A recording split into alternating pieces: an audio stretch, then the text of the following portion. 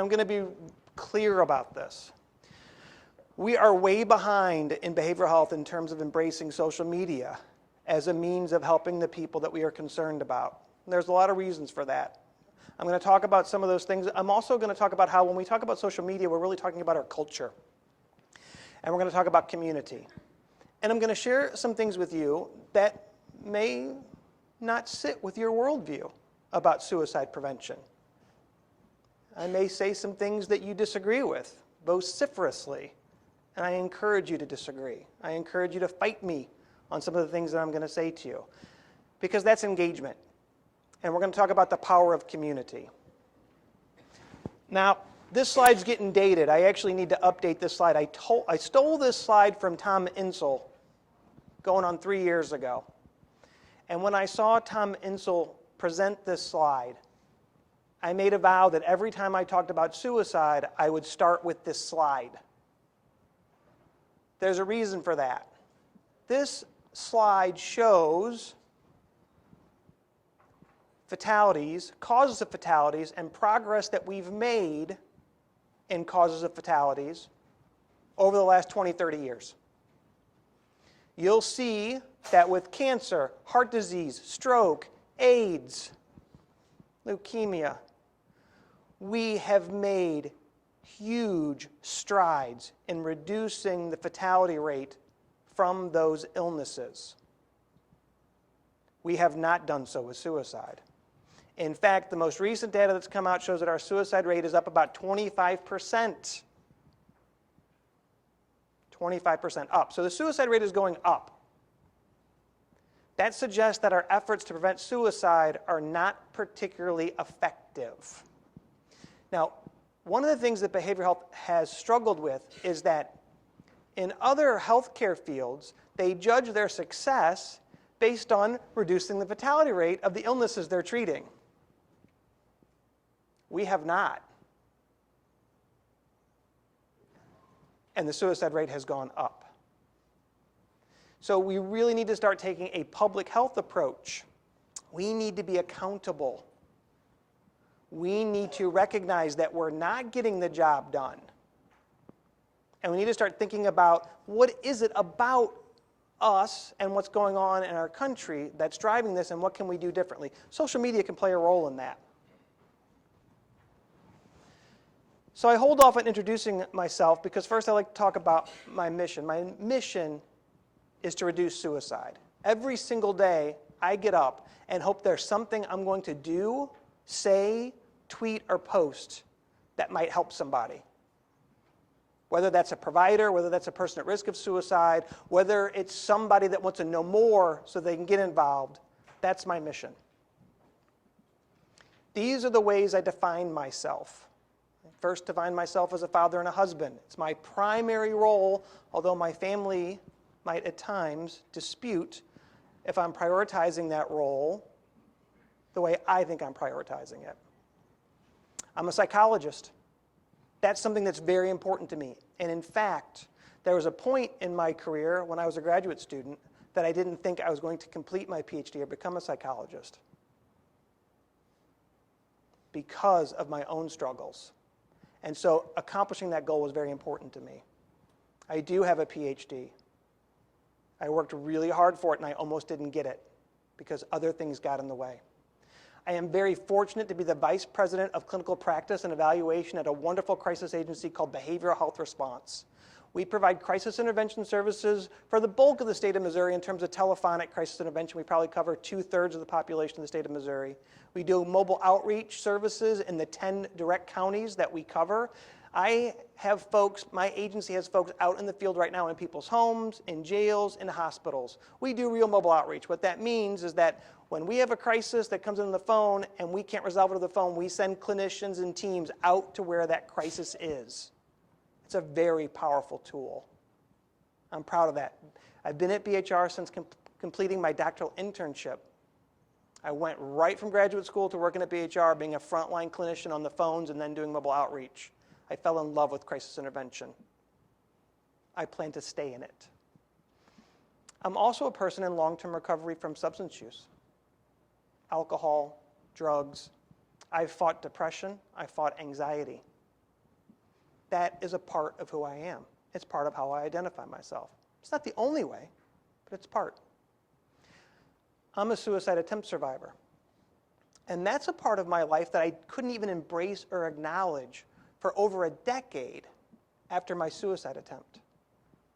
And we'll talk about some of the reasons why that might be, and why I'm very deliberate, I'm very intentional now when I go out and I talk to folks to explain and disclose that I am a suicide attempt survivor. Because there's a lot of us out there. In fact, in the mental health field, in the behavioral field, in the substance use treatment field, in the suicide prevention advocacy field, there are a lot of us. But we don't always know that because we're not talking about it. I'm also a social media junkie. My Twitter handle is up here. If you are on Twitter, how many of you are on Twitter? Raise your hand if you're on Twitter. That's pretty good. All right. How many are on Facebook? Raise your hand if you're on Facebook. Okay, let's do this again. How many are on Twitter? How many of you are on Facebook? Oh, we're going to talk about that. Interesting. Okay. So I also make memes about myself. I have no qualms about putting my face on a meme. That should tell you everything you need to know about me. So let's talk about some stuff. We're going to talk about Twitter. We're going to start off with a Twitter story. This is hard to read, and we'll click into a bigger picture of this, but I am very fortunate to be a part of the zero suicide movement in this country and be on the zero suicide faculty. Very, very honored to be a part of Missouri's zero suicide efforts. And if you didn't know this, Missouri is on the cutting edge of implementing zero suicide efforts across our state. It's very cool stuff. And so I make memes and I make images and things to promote things that I'm working on. So I made a zero suicide meme. I tweeted it out. Right? Now what was interesting, and this is why I absolutely love social media, when we have our provider hats on, when we have our suicide prevention hats on, we're coming from a certain angle. And I tweeted this out, and it got some good traction. People are paying attention to it. It got retweets. People were saying, yeah, that looks good, that's important. But I got someone that tweeted at me that wasn't happy about what I was saying. This is really interesting. Because the person who tweeted at me, and I did get their permission to discuss this. I blocked out their account name to protect their privacy, but I did get their permission to discuss this conversation because it taught me a lot. They saw my meme, they saw my tweet, and they were upset about it. And their tweet was, when I hear you say zero suicide, I hear you saying that you're not for profit. Your agency is more important than me and the pain that I'm in. That you don't value my mindset, my worldview, my perspective, where I'm coming from. And when I saw that tweet, I had to take a step back and think about, what does it mean when we, in the suicide prevention community, start tweeting stuff out or messaging or putting things on our websites about how we're going to prevent suicide and what that means to people who are fighting suicide. And here's an interesting thing. Since I'm fortunate enough to be connected with people in the lived experience community, they know something about us that we don't say publicly. Often, we're not as concerned about the person and their pain as much as we are concerned about them not killing themselves. And the people that we're providing services to are aware of this difference. That in fact, preventing suicide is more important than the pain and the things in their life that they are fighting. And that we don't honor that pain and that experience. And so I tweeted back. And I said, that's not the goal of zero suicide. We really do want to reduce the pain. It is really important that we understand you. And here's what they tweeted back. If someone's going to prevent me from dying, they are going to force me to live, to suffer. I view that as an act of war.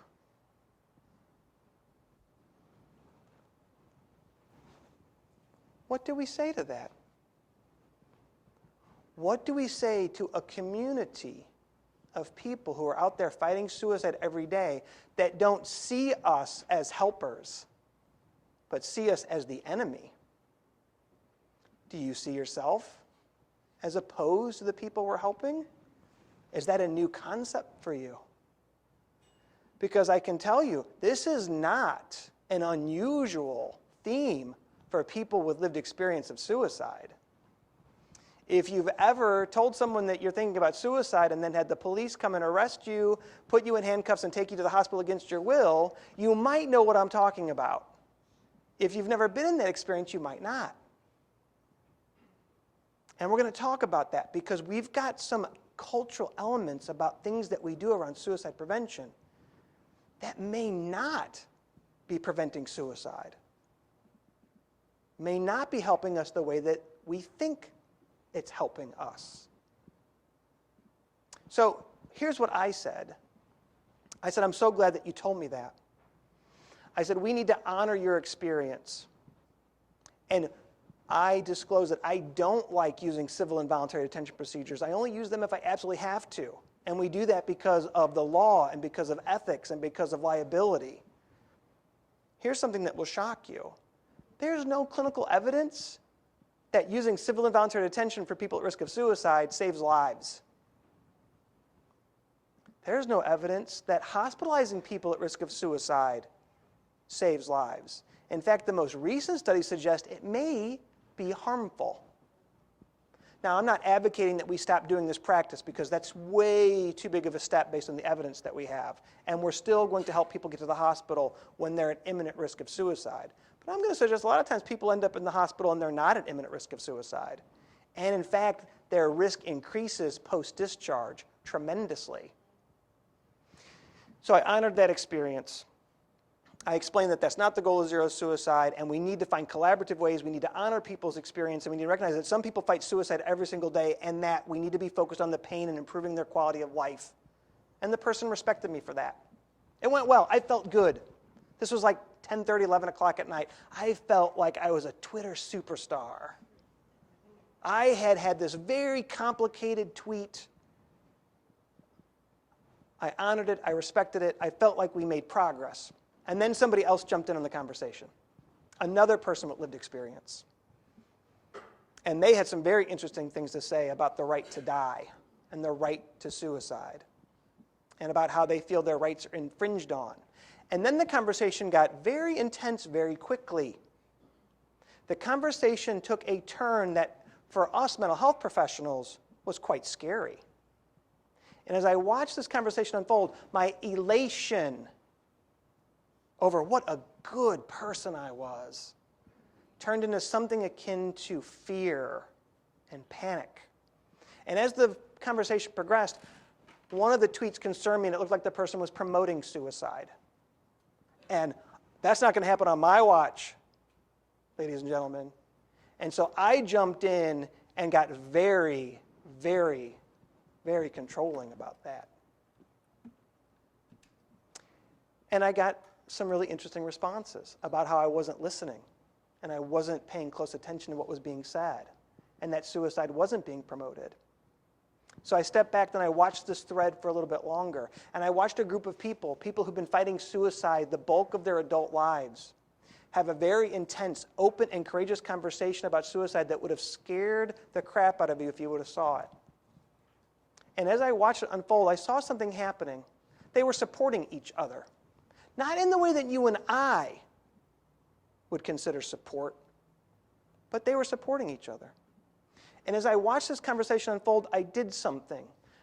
I re-entered the conversation and I apologized. 1,000 things went through my mind before that. Do I report this? Do I try to do something to stop this? Do I put an end to this? And I decided no. I tweeted to them and I said, I'm sorry, I overreacted. I trust you guys. I understand that you need to talk about this and feel understood. And I told them I was going to bed. And that's what I did. I went to bed. I honored their space. I honored the conversation they were having, and I didn't insert my worldview on the way they were supporting each other. Was it scary for me to go to bed? It was kind of scary. Did I get up the next morning to see if those folks were still tweeting? I did. And they were. And some people that watched that thread happen kind of messaged me later and said, what was going on? What was that? And I said, that is what happens when people have open and honest conversations about their lived experience fighting suicide. We as providers are not seeing those conversations. I want you to stop and think about that. We're not seeing those conversations. I wonder why. So we'll get at that. How many people have seen this stat? 90% of people who die of suicide have a mental illness. Raise your hand if you've seen this. How many people believe the overwhelming majority of people who die of suicide are fighting a severe mental illness? Where did this stat come from? This stat is all over the place, by the way. It's everywhere. It's in almost every single suicide prevention program you're going to see. You'll see mental illness is listed as a risk factor. Where does this stat come from? This stat gets thrown out there a lot. It comes from psychological autopsy data. Right? So when people die of suicide and they do a psychological autopsy, a bunch of folks who've been trained in psychological autopsies come in and they review everything they can find about the person, and we've got some experts in this process here, and they can tell you how they do that. They pour over all kinds of data. They look at this person's life, and then they make a determination about whether mental illness was present or not. And it turns out when you look at psychological autopsy data, 90% of the time, the folks doing those autopsies say, yes, this person had a severe mental illness. Fair enough. Now, here's where things get really interesting. If you give those professionals all of the exact same information, but you don't tell them the person died of suicide, you get a very different result. In fact, if you don't tell the folks doing the autopsy that the person died of suicide, they say about 25% of those folks had a severe mental illness. But if you tell them that the person died of suicide, it jumps up to 90. Well, we have a problem, don't we?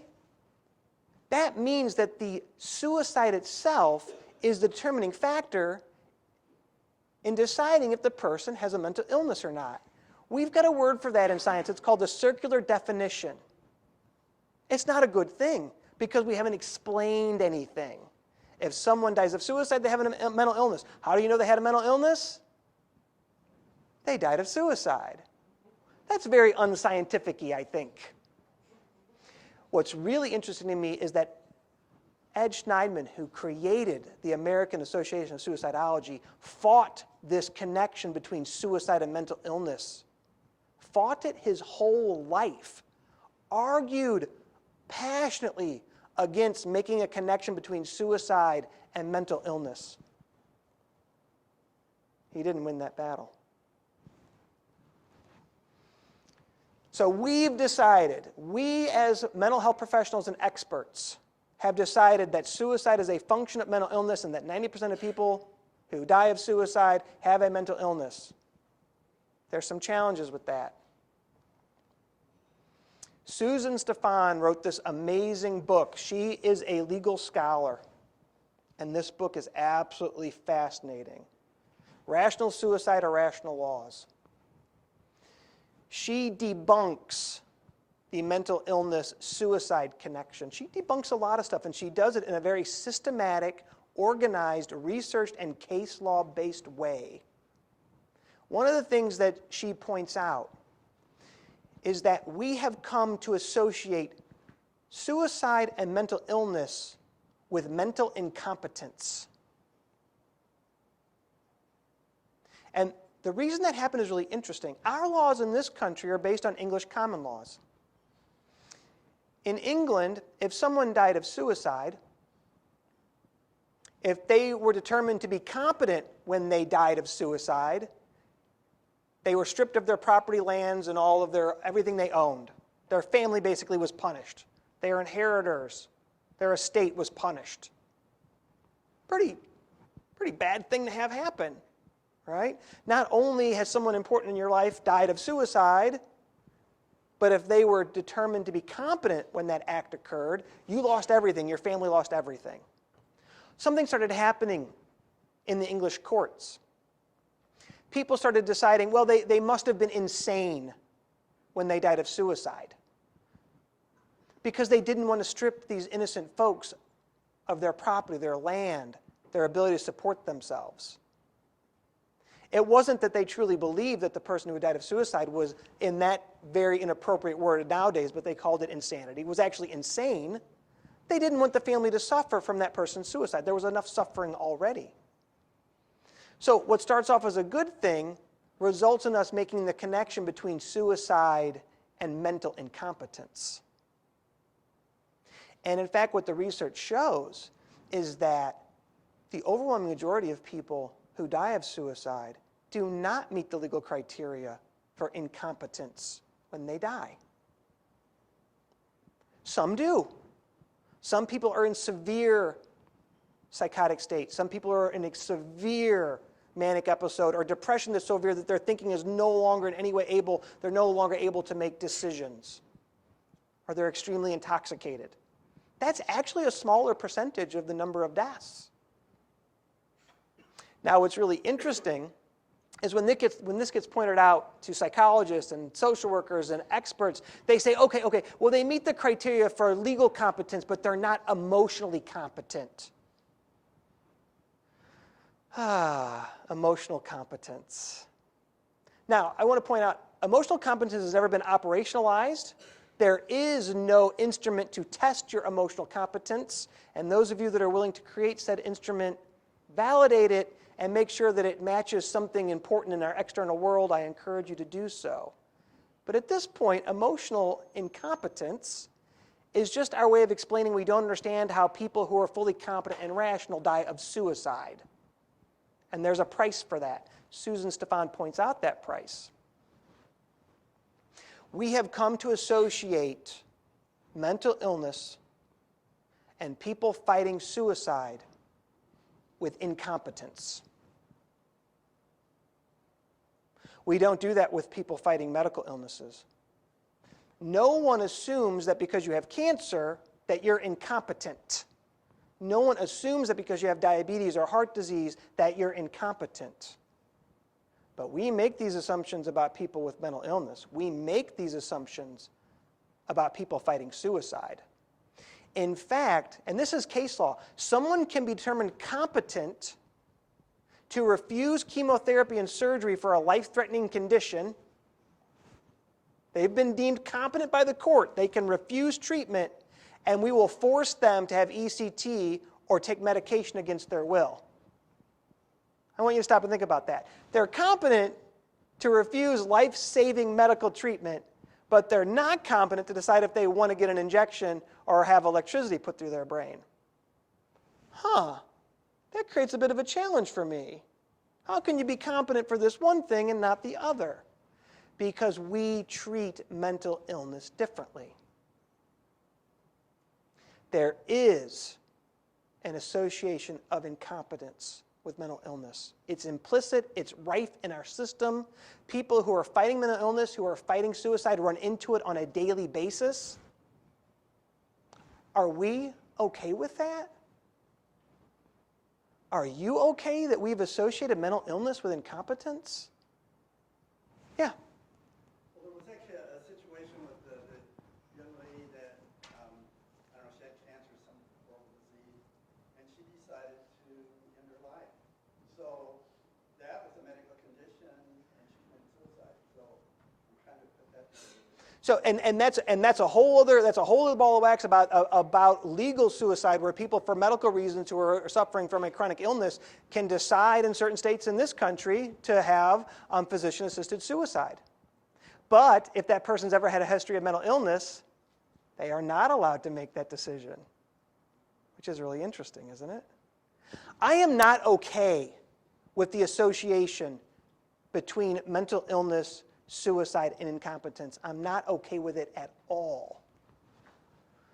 What if instead we assumed that people who are fighting mental illness, people who are fighting suicide, are competent, rational, and capable beings, and we treated them with respect, dignity, and trust? What if we did that instead? I will tell you that people who are receiving services in the mental health system are rarely going to tell you that they feel like they're being treated with respect, dignity, and trust. And I'm saying I think that's a pretty good idea. That should be our default position when we're working with someone that's at risk of suicide. Now, we may end up finding out that this person's not capable for a lot of different reasons, but that's going to be an infrequent occurrence, actually. We need to change our culture. If we're going to change our culture, we need to change our conversation. Kim Walton, who is a faculty member of the Zero Suicide Academy, said this, and it's just beautiful. We need to stop connecting mental illness with incompetence. We need to build in dignity, respect, and trust in all of our interactions with people that we're seeking to help.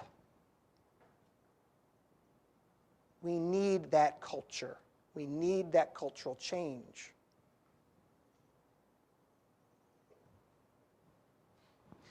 Part of the challenge we have is that we are steeped in a medical model around mental illness and suicide.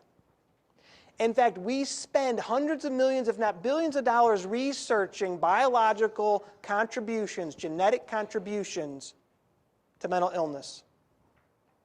They're working to find the genes of depression, the genes that predict suicide. Right? We're spending a tremendous amount of time and energy on this. And I'm not saying that medical interventions, that medications, and that treatment doesn't help people. It does. It saves lives. But we're going to look at some data that's going to suggest that maybe that's just part of what we should be focused on.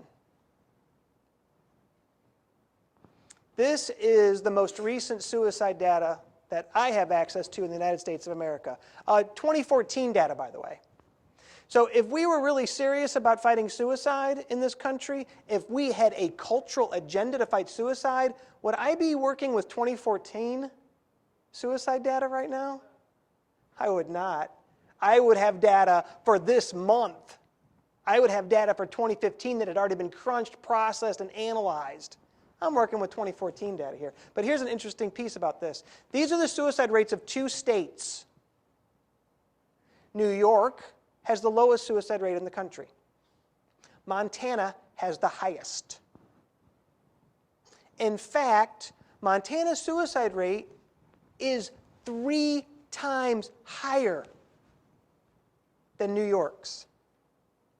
How much research do you think is being done about what's different about Montana compared to New York? Not a whole lot. Now, this is a huge difference. I want you to think about this for a minute. We're talking about a suicide rate, a 300% increase in suicide rate from one state to the next. What's different for those folks? Their environment, their culture, where they live. So let's give you another example. This is even a more stark example. This is South Korea. South Korea used to have one of the lowest rates of suicide in the modern world. They now have the highest, and they've had the highest for 11 or 12 years in a row. Their suicide rate jumped from 9.7 per 100,000 in 1993 to almost 30 by the late 90s. More than tripled in the space of a few years, and it stayed this high. Did the people of South Korea experience a sudden biological genetic change in their bodies that resulted in this massive increase in suicide? A 300% increase. It had nothing to do with their biology. What do you think changed? Yeah. Reporting? Nope. Accurate reporting. There's no disputing about the rate or that the rate was underreported before, but it's a good point. Reporting's not the issue. What else do you think changed? The environment changed. South Korea was a predominantly very strong social network, an agricultural economy. In the 60s and 70s into the 80s, it became one of the largest, most fast-growing economies in the world. It started producing all kinds of electronic goods, all kinds of stuff. Their economy boomed. Their wealth increased dramatically. The culture changed dramatically. In 1996 and in 1997, we had a huge economic downturn. it hit South Korea incredibly hard. So, what was driving their culture originally were strong social connections and a more of a rural, agricultural base. They switched to an industrial base, an individual focus, an individual success base. And when the money ran out, when the money got tight, when people started losing their shirts, the suicide rate skyrocketed. Their biology didn't change. Now, my friend Tony Wood, who has the brain the size of a planet, when I point this out, he says, I'm oversimplifying it because other things could explain it. It could be a virus. Now, he knows it's not a virus. There could be a virus that could make people this way, but I don't think it's a virus. Their culture changed. Their environment changed. How much research do we spend, how much of our money, time, and efforts do we spend on looking at the environmental contributors of suicide and mental illness compared to biology and genetics?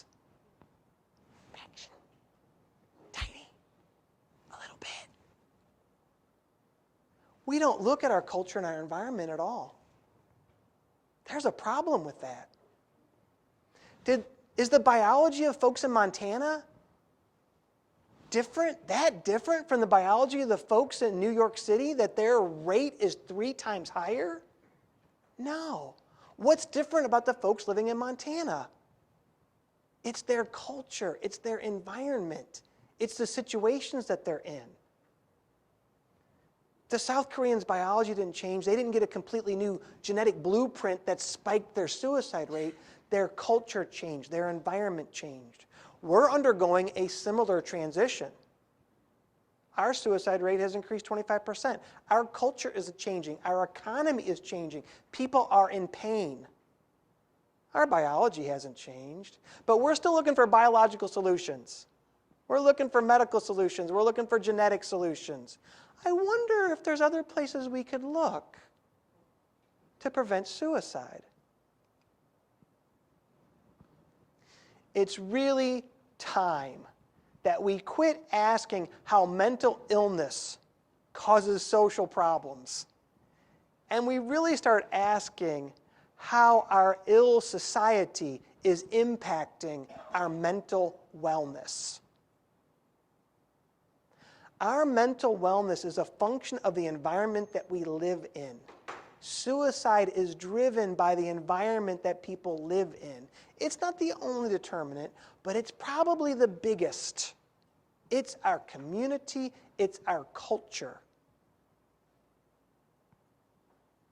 But we're still plodding away trying to treat one person at a time at risk of suicide. We're going to talk about that.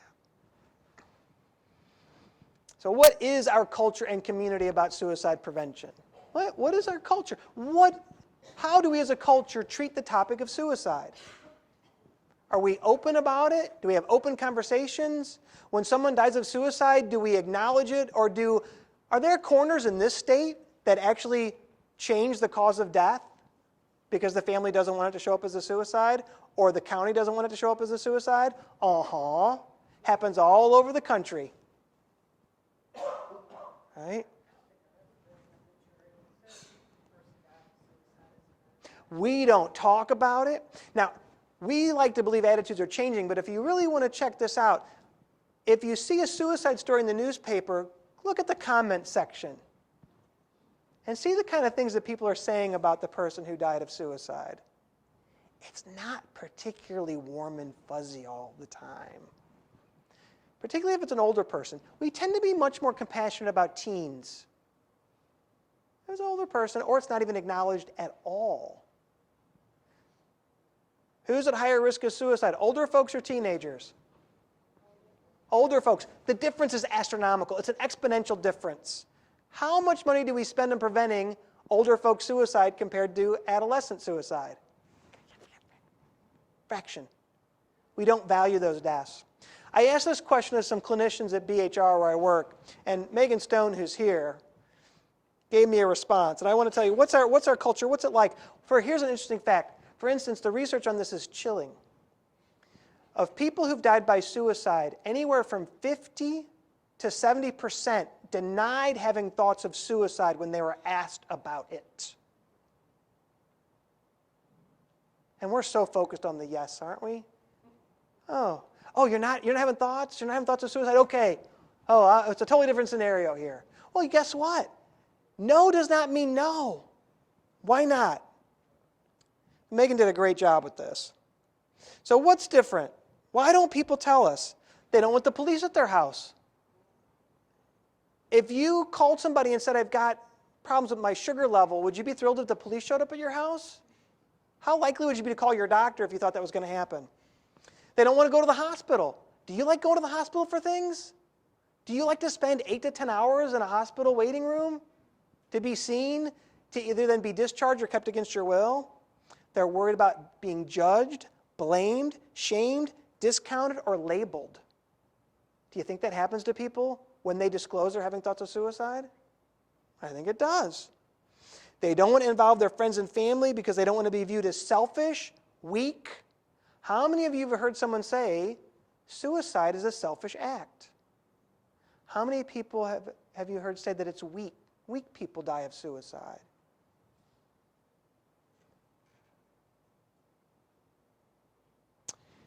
There are so many barriers, and those barriers to reaching people at risk of suicide are cultural. They're community-based. We haven't made it okay to talk about it. We need to change that.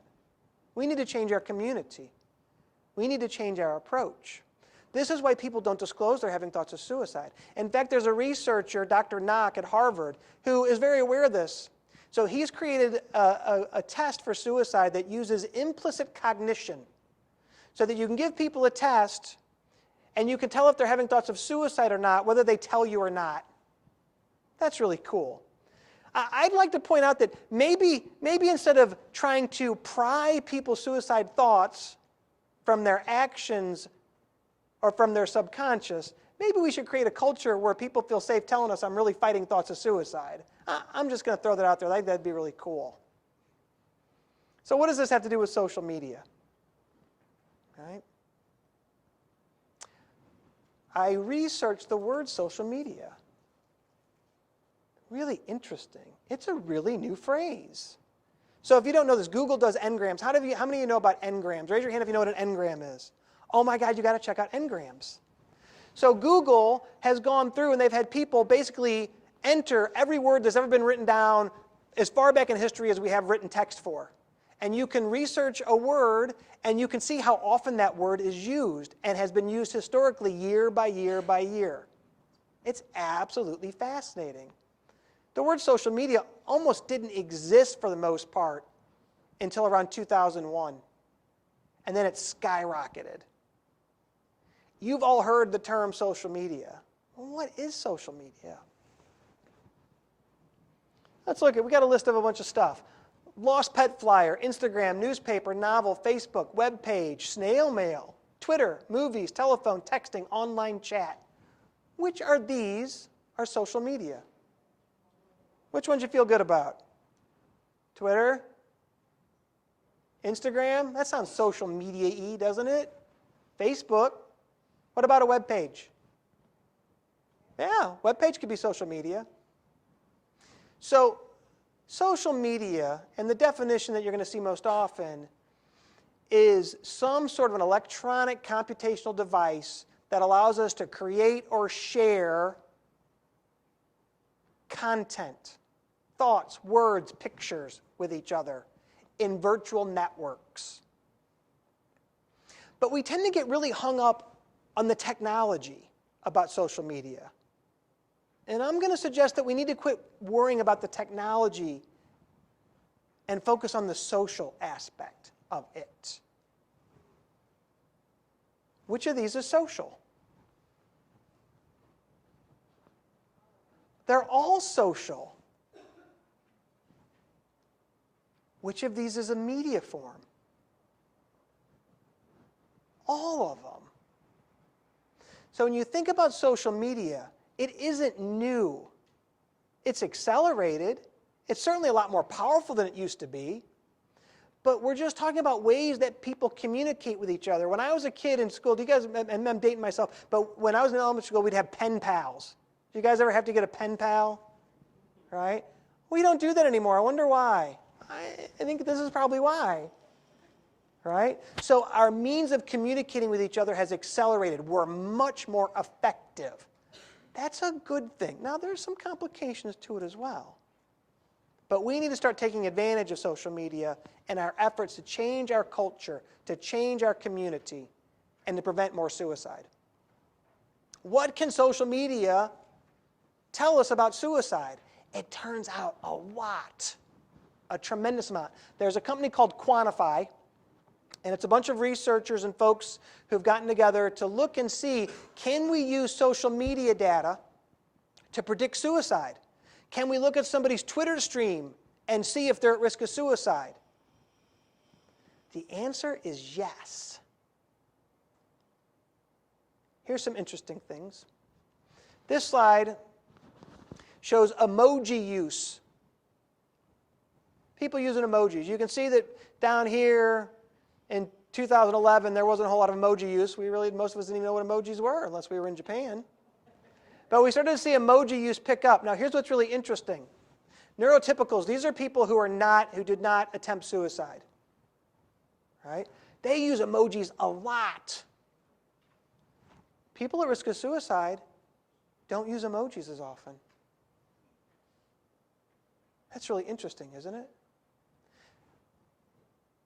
People at risk of suicide, people who are about to attempt suicide, aren't using emojis. And when you think about it, an emoji is really a cartoonification of your feelings, isn't it?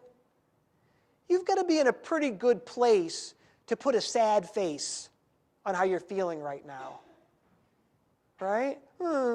Sad face. Starbucks was closed. Sad face. The folks at risk of suicide, their sad face is seriously sad. It isn't an emoji sad. And this gets at emotional intensity. This is one of the things that we struggle with incredibly as professionals and in suicide prevention. Suicide is about pain and intense negative emotion. And providers get overwhelmed with intense negative emotion. And we tend to get very controlling. And we tend to shut that down. And we want to talk about coping strategies and problem solution strategies instead of actually addressing the emotion. Here's what the data shows. The data shows that this bar right here, this thick line down the middle, is the median level of the number of tweets that had emotion in it for people who didn't attempt suicide. And then as you go up, go back.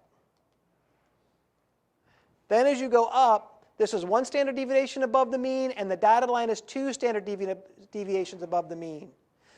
This is our group of folks that ended up attempting suicide. Do you see the difference in the number of tweets about emotion, particularly negative emotion? This is a pain signal. We can see this in people's Twitter feeds. They're tweeting about intense pain. They're tweeting about emotion. And that emotion is at a completely ramped up level. Here's what else is interesting. This is suicide attempt in the time marker. They're still having a lot of emotion after the suicide attempt, but it's a different kind of emotion. This is different types of emotion. Angry and sad. Here is number of tweets, the average number or median number of tweets of people who don't attempt suicide that have sadness in it. Not a lot compared to people who end up attempting suicide. Same thing with anger. And we can see there's a pattern, a predictable pattern. We can see their pain signal. They also start tweeting a lot more. They're in pain, and that pain is coming out in their social media feed. We can see this, right? So social media has a lot of power for us. There are other studies that are looking at analyzing people's Facebook feeds and Twitter feeds to see if we can predict suicide, and it turns out we can, right? And we can do it in a large scale, and it can be automated. How many of you here know about metanoia.net? Raise your hand if you've ever heard of it. One. We got one. So this is fascinating. This is what I believe is the first social media suicide prevention site to exist in the United States of America. 1995 is when it was created, from the best I can find out. Right at the beginning of the internet. Right? Now here's what's interesting to me. In the lived experience community, people know about this website. But here in a group of people who are very interested in suicide prevention providers, experts, we got one person that knows about metanoia. What does that tell you about our connection with the people we're trying to help and stop suicide? Are we on the same page with them? Are we having a shared experience? Do we get them? I don't think we do. So this is a passive approach. It's a great website. Now it's interesting, I didn't find out about this website until this year. I've been in suicide prevention specifically for 18 years. I didn't know about metanoia. But when I talk to people in the lived experience community, they all know about metanoia. Right? It's a really cool, powerful site. It's a passive intervention, right? It's a, hey, but if you're thinking about suicide, stop, read this first. And it's got great stuff. It's a beautiful, beautiful site. It's barely maintained anymore. This is a piece of history in front of us, right? But to show how out of step we are with the rest of the world in social media, this is big, right? This thing's been around for ages. Guess how many people have been to this page? 25 million. But only one of us knew about it.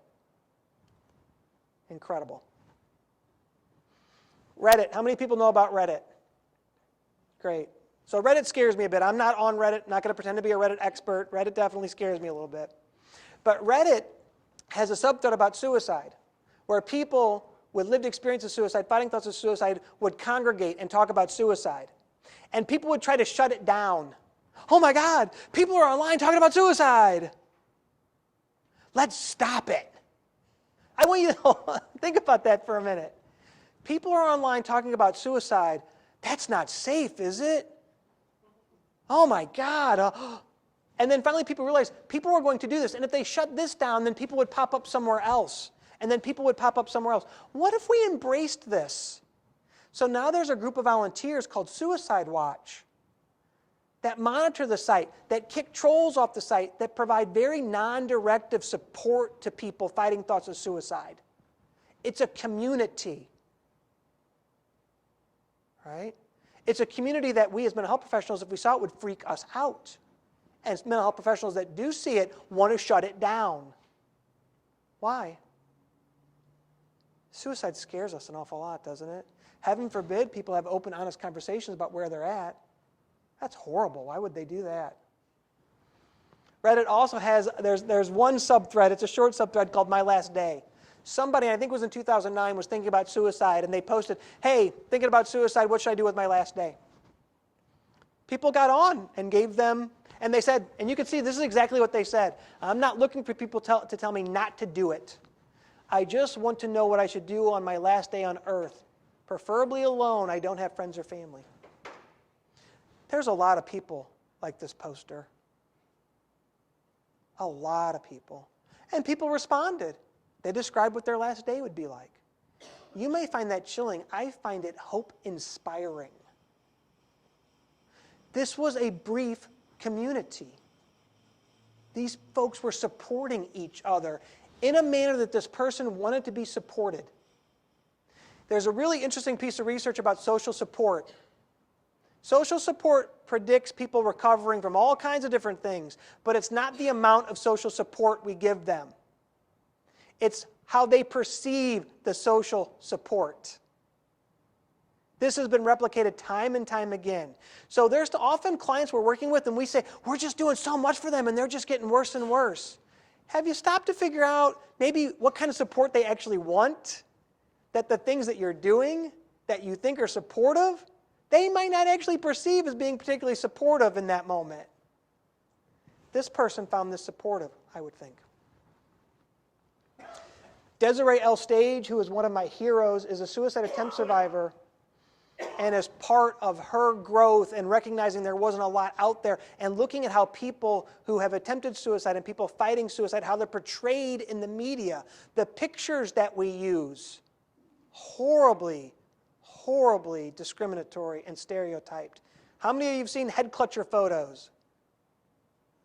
Yeah, look at articles on suicide and depression and you'll see there are stock photos of people. Now, I don't know, are they playing peekaboo or are they depressed? I can't tell. Now look at pictures of people who are fighting cancer. First of all, they're real people. They're pictures of real people fighting cancer. They're not actors crouched in a fetal position or covering their face like they're playing peekaboo. And they look strong and proud and defiant and hopeful. That's not how we portray people fighting depression and suicide. Why not? Desiree noticed that. She created a website called Live Through This, where suicide attempt survivors tell her their story, and she takes these beautiful pictures. We use it as BHR as a way to increase our staff's cultural competence around working with people at risk of suicide, to increase that level of dignity, respect, and trust. If you've never been to this website, check it out. It's powerful. I will warn you, the stories are very emotional. I will warn you that suicide attempt survivors do not paint flattering pictures of the mental health treatment system. And that's exactly why we should be reading these stories. We need to, there is so much happening on social media.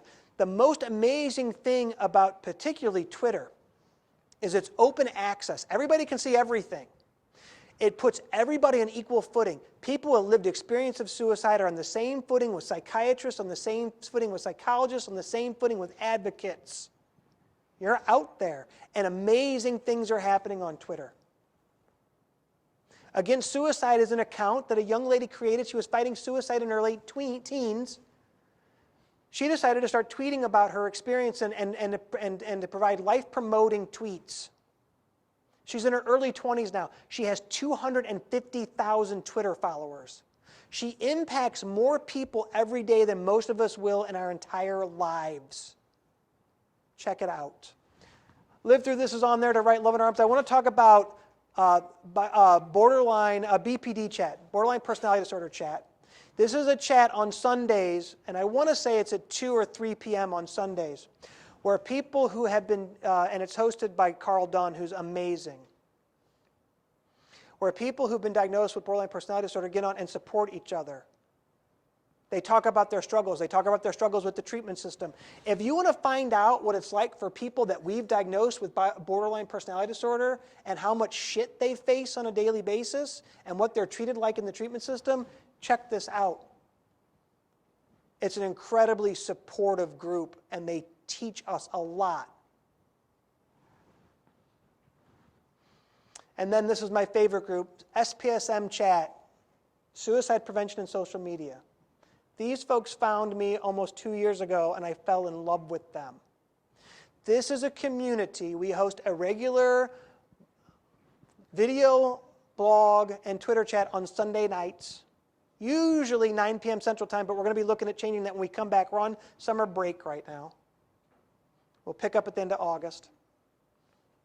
But this is a group of some of the foremost suicide prevention experts in the world, people with lived experience, advocates, physicians, nurses, moms, dads, suicide loss survivors, people who just saw the thread and pop in to say, hey, this is really interesting and check it out.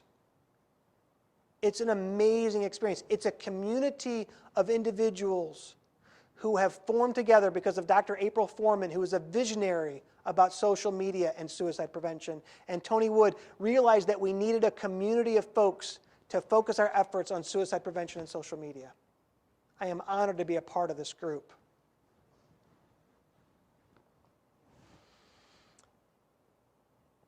So we're talking about social media and what you can do. And we're going to have some action steps when I end. But I also want to spend a little time talking about zero suicide. How many of you have heard of zero suicide? Raise your hand. All right, great. Zero suicide, oh, that didn't show up great on the slide. Zero suicide is an effort that's run by the Suicide Prevention Resource Center. Raise your hand if you've been to the Suicide Prevention Resource Center's webpage.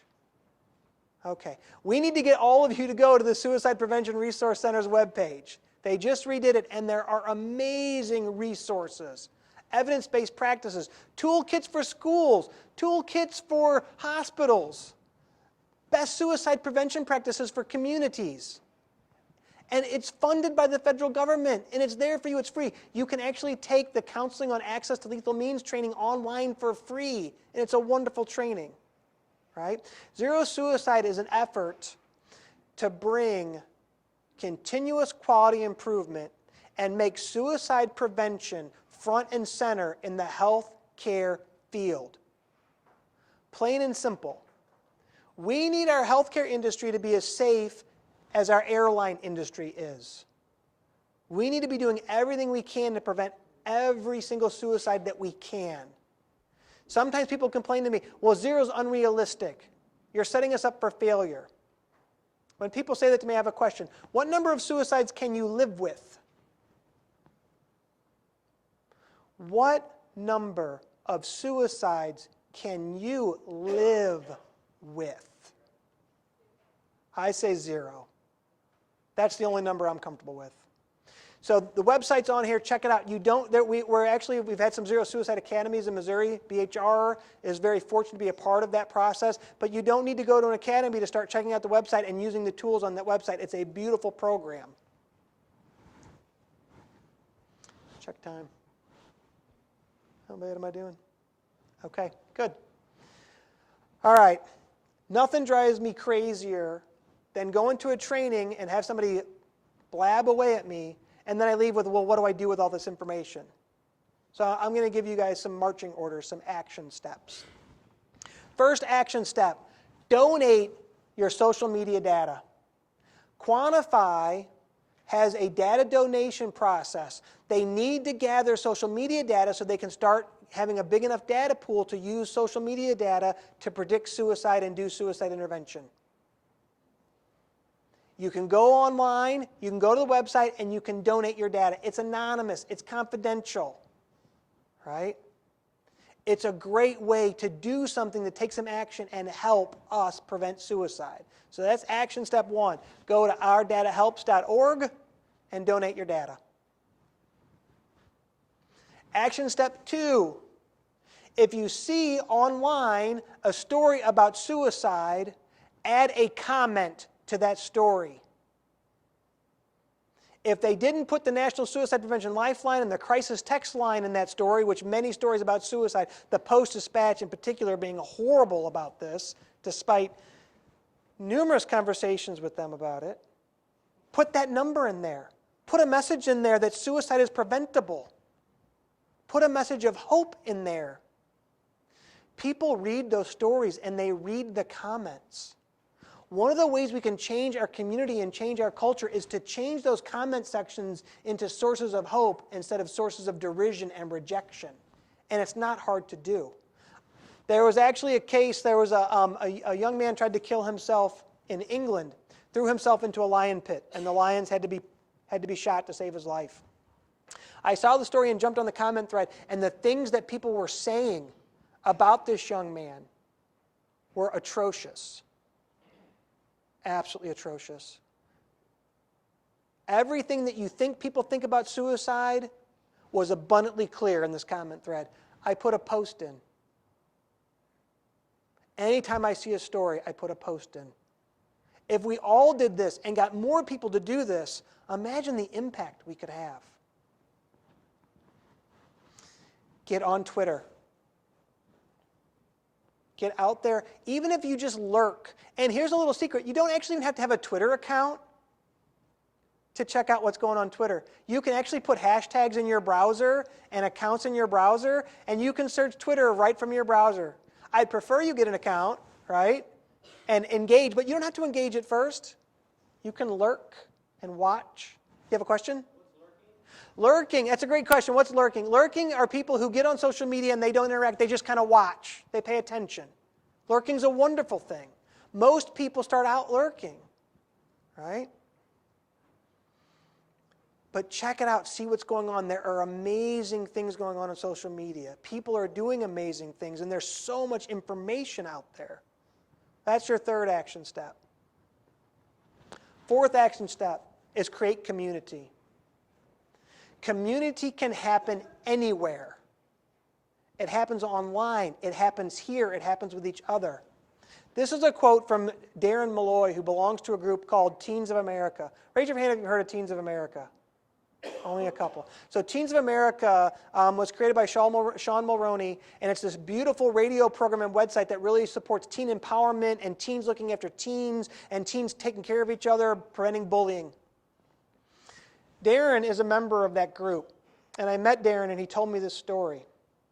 There was a young man in middle school who was getting bullied.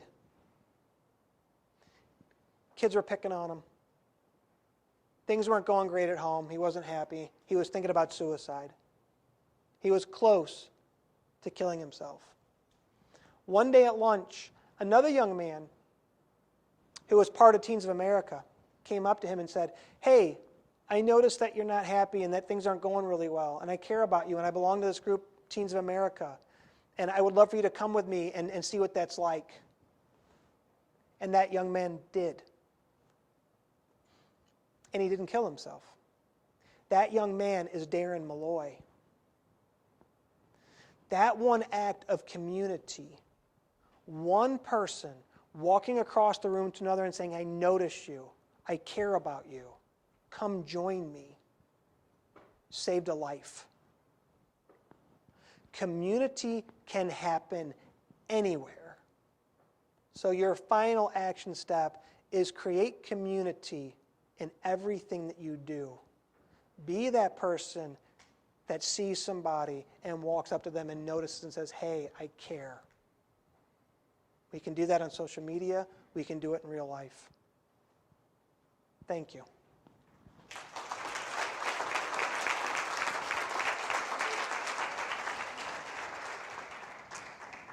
So I don't know how we're doing on time, Kelly, if you want to see if folks have questions or... So if folks do have questions about social media or about anything I've talked about, anything we're curious about, yes? Well, this isn't a question, but I wanted to thank you for, at the beginning when you presented that you are a suicide attempt survivor. I think the people in this room, whether we're a health specialist or employees, need to look at ourselves and our friends and our family, and if we hide those things, of course other people hide them. And to walk across the room like this young man did and say, "I know where you can get help because I've sat there and thought about suicide too," that's very difficult. And so I very much appreciate you being that person that can come out and say, this is where I was, because I am too. And you're well, they're all of you, but you're the second person that I have officially told, because I'm a mental health professional. Yeah. And thank you for telling me that. It's powerful. And here's the thing, you're not alone in this room. You and I are not alone in this room. When we look at data, and how much data do you think there is about mental health professionals and our own experience with suicide and mental illness? Oh, we love data on other people, don't we? Isn't that interesting? And just trying to find that data. The data that's out there will shock you. Most of us in the mental health, behavioral health profession, the majority of us have experienced a severe or significant struggle with depression or anxiety, stress, whatever the case may be. And here's what's really interesting. When they interview psychologists about this, almost 50% of psychologists who are experiencing this say that they don't get help because they're afraid of their confidentiality being breached or people finding out that they as a psychologist are getting treatment. What message are we sending to the people we're treating when we're not willing to discuss or disclose our own struggles? Data on graduate students in clinical psychology, 19% of graduate students that were surveyed in 2009 had considered suicide in the last year. That is 4 to 5 times the rate of the general population. Are we talking about that? Nope. Because we associate mental illness and thoughts of suicide with what? Incompetence. It's time to change that conversation because it has nothing to do with any of that. All right? So thank you for doing that. Other comments or questions? That was beautiful. Anything that piqued your curiosity? Yes? I just wanted to say, to back up what she was saying as an advocate in Missouri and doing a lot of advocacy work here in Missouri, one of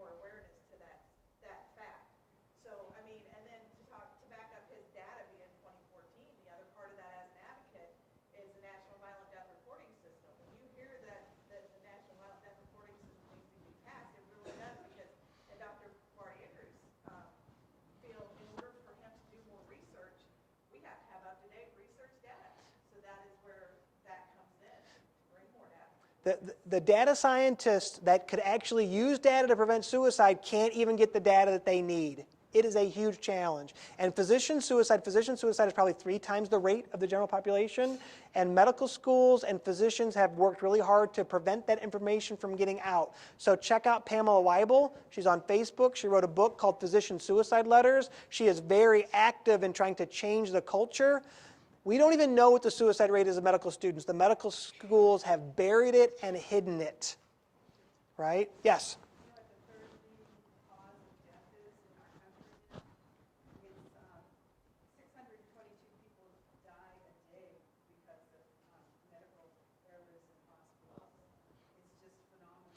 Our doctors, and if you folks knew what physicians go through in medical school and residency, you would fall over to see how those folks are treated. Those doctors, those men and women are put through horrendous conditions. They're bullied, they're abused, and it's not a great environment to be in. So hug your doctor the next time you see your doctor. Yes? I'm not sure how relevant this is, but it does make me think of the kind of courage it does take. A few months ago, I read this book, Mother's Reckoning, by Susan People. Yeah, sure. Killing people, that kill all those people in Columbine. And as I was reading this book, I mean, so much respect for her because, you know, she was totally blind and she was struggling with her own guilt and stuff, but she had the courage to write this book and talk about how, you know, they were a functioning family, there was no indications of anything wrong. And, you know, maybe as you're suggesting here that there's more openness to talk about this stuff, she would have been more aware at that point. Yeah. And that's a really key point. I've heard such good things about the book. Her strength and courage in telling it is incredible. And one of the things in Susan Stefan's book, when she interviewed people who'd survived suicide attempts, one of the things that they made very clear, if they could give one message to us that are trying to help, their message was, quit trying to fix us and listen to us. Understand us. How can you possibly know how to help me if you won't listen to me? So if there's one message, and that's something that you see, that's one of the things that social media has taught me.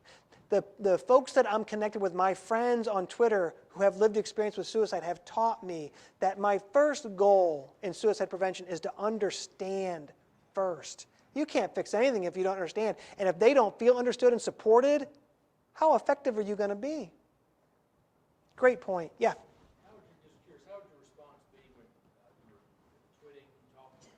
Yeah. If there was a group session? Yeah, you wouldn't have, how would your response be in person? That's a really good question, because in that group session, I'm responsible for that group, and then all the stuff about professional liability comes into play. So it creates some challenges for us, doesn't it? Right? And in fact, here's an interesting point. Susan Stefan points out that our liability issue is actually causing deaths, not preventing them. Susan Stefan actually puts what we need to do is provide broad protection for professionals working with people at risk of suicide, so that we're not freaked out and scared, and that we can have these open, honest conversations, that we can have greater trust, and our clients can have greater trust in us. Because there's no doubt that some of our environment that we're in as providers doesn't make this impossible. And DBT does an amazing job with this sort of thing, right? But you have to have a policy and a procedure in place, and you need to know what you're doing. But it's a good point. The dynamics are different in that situation. Excellent. Excellent comments and questions, guys. Yeah? I was wondering about the graph for South Korea. Was there any information on demographic or anything? There is data on there, and I want to say that it's a younger, compared to the States, I think it's a younger demographic that is dying. Right, but it's pretty massive. It's a huge chunk of folks, right? And they've tried all kinds. One thing they tried, for instance, they tried to put these positive supportive messages on a bridge where people were jumping and dying a lot, and these validating messages. Today's life's really hard. We care about you. The suicide rate went up on the bridge. Right. So a lot of times the things that we think are going to help don't help. Right? So there's been a lot of stuff they're trying to. Here's an interesting thing they did in South Korea. They put blue lights up on the bridges. The blue lights reduce the suicide rate. Do they really understand why that is? But blue light has some impact on people. It'd be really good to put barriers on the bridge like they're finally doing on the Golden Gate Bridge. It just took so long, didn't it? Yeah. But there's good data out there. I'm not an expert on the South Korea data, right? Yeah. Yes.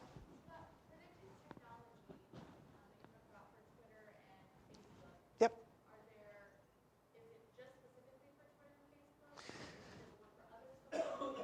I believe there are models for almost every social media platform that you can think of. I believe that Facebook might be looking at that. Now, how many of you guys know about Radar, the Radar program in England? Anybody? Raise your hand if you heard about Radar. So actually, folks have known about this for a while, and there are software developers that comb through social media feeds to predict things for marketing strategies. Well, they also said, well, couldn't we use this for depression and identify people at risk of suicide? And it turns out you can. So Radar, this group, and they're a great group, but they decided to do this. They used this software, and you could subscribe to it, and it would let you know if people that you followed in your Twitter feed were at risk of suicide. Well, there's a problem with that. The people that you are following you didn't give you permission to monitor their emotional state, and people lost their shit, and they shut the program down. So as we start using this data, we got to start thinking about what form, what method can we use the information, because we just can't have people just glomming on to people who are at risk of suicide. And there's actually some strategies. One, what some providers are doing is there are apps where the provider prescribes this app, and it monitors your social media feed, and it monitors your activity, and it lets you, if you're struggling, lets you alert your provider. So we're finding ways we've got to be collaborative about this. But there are working on strategies on how we can actually use this predictive technology to actually engage folks. And we've got to be careful because it's got to be collaborative. If people feel like they're being monitored,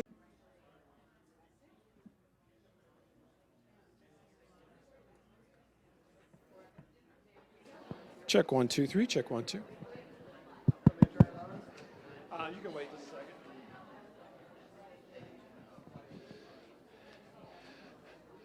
Good evening, everybody. Good evening. My name is Kelly Gregory. I'm with the Missouri Institute of Mental Health, and welcome tonight to the 11th annual Show Me You Care About Suicide Prevention Conference here in Columbia. Sounds... Back... All right, I'll look into that. Would you like to supersize that? In the back. I'll get to that here in just a second. Thanks for coming tonight. Appreciate it. Hopefully you're all going to have a good time. We have just about, I think, 3/4 of the folks are here. And so we'll have some more folks tomorrow when we get started in the morning. Any better now if I bring it down a little bit? I'm looking at you, Mr. Sabala, who's going to speak tomorrow afternoon. No better. Okay. All right, I'll fiddle with it while Dr. Andrews gets started. A couple of housekeeping notes.